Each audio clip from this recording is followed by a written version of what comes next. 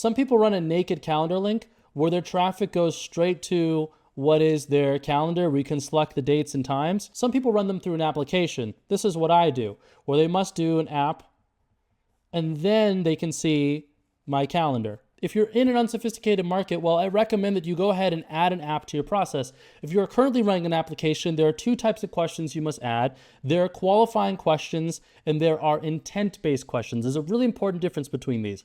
Now, intent-based questions are things about urgency, 1 to 10, how important, how soon do you want to start? When could you come to a decision? When do you want to come to a decision? How serious are you about our product and service? Those are intent-based questions.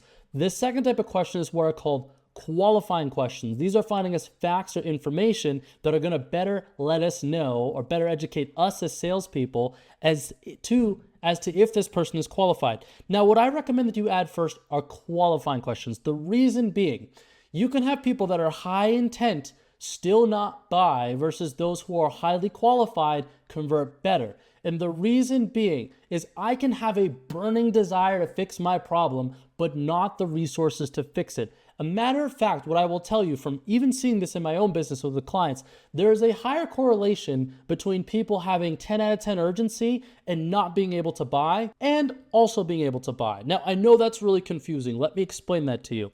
People that have a lot of pain are more likely to buy products, but people that have a lot of pain are also most likely to do everything in their power to get onto your calls and waste your time and not buy your products. That's why you add qualifying questions first, because either way, you're going to get high intent people. Higher intent people should qualify themselves further to see if you can actually convert them.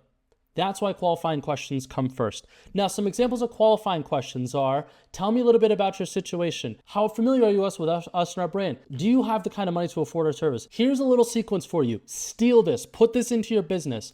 Now, the first one is, do you have money? You're going to have yes, maybe, and no. If they say yes, go ahead and send them through to your next qualifying question, which is most likely going to be first name, email, phone number, put them through to a time. If they say maybe, what you then want to do is send them to a question that says, our program costs $4,500, the actual amount of money that the program costs. And then you want to ask them how much could they put towards your program. If it's $1,000, is it $4,000? Or is this is out of my budget? If they say $1,000, you could then send them off to a triager to qualify them and see if they can actually afford it. If they say $4,000, go ahead and send them back through to your next qualifying question. And if they say nothing, send them out of your funnel. Send them to your YouTube or send them to your Instagram. Same thing as if they say no, send them to your YouTube or send them to your Instagram. That is one that I'm running right now that has unlocked a lot more data, not in terms of being able to monetize those partially qualified people by sending them through, even though they have intent, but being able to see further those people that have intent if we can help them. Because once more, the people that have the most problem, people that have the most pain, have the most intent, but doesn't mean that they are actually more qualified. So someone who's a maybe to leaning no is higher intent than those people who are sometimes outright yeses. So sending them through another layer of qualifying questions will let us know if they actually are or not. And the best part, it doesn't actually hurt our conversions. We have not seen a substantial amount of drop off when we send people. We have not seen a substantial amount of drop off when we send people through this flow right here. They actually finish the form at the exact same rate because once more, they have intent. Okay, so that's tactic 2, adding more questions in an application if you're not already doing so. Okay, tactic number 3, how to treat your organic versus your paid traffic. Now, let me debunk a big myth for you about organic versus paid traffic and which one's actually better. Organic traffic converts higher because there is higher trust and authority. Paid traffic converts lower because there is lower trust, but you can still have the same level of authority. But here's the kicker. When you are running paid traffic, paid ads with a dialed in pixel that's been well conditioned, you can on average get a more segmented audience or customer base to you because the algorithm is picking and choosing algorithmically who your content should be shown to. And if your pixel is well trained, those will be people that have money. With organic content, you're going to get less segmented audience because you're working with virality and viewership. And people that have time are typically people that don't have money. Now, that's not to say that organic won't make you money, but on average, the people that you will get are sometimes going to be mixed and or lower quality.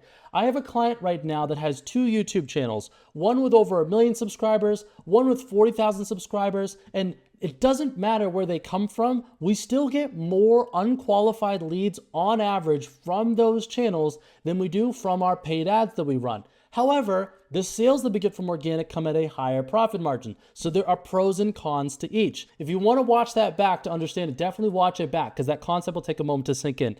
But here's what you need to know. You want to treat your organic and your paid traffic differently. Your organic traffic should be a form with more qualification questions and also intent-based questions than your paid. Your paid should have little to no intent-based questions and more qualified questions. The reason why is because when they're coming from paid ads and they've seen you, they already click with intent. And if they book, they already have intent.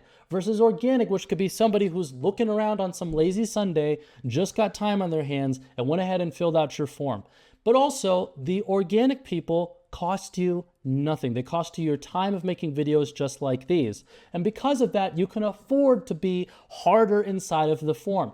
Just because it's organic doesn't mean it should be given higher priority than what comes through on paid because of the concept of segmented versus unsegmented traffic. Your organic stuff is going to be more mixed. Now, so to bring this point home, your organic form should have more qualification questions and more intent-based questions, and your paid form should predominantly have qualification questions and little to no intent-based questions.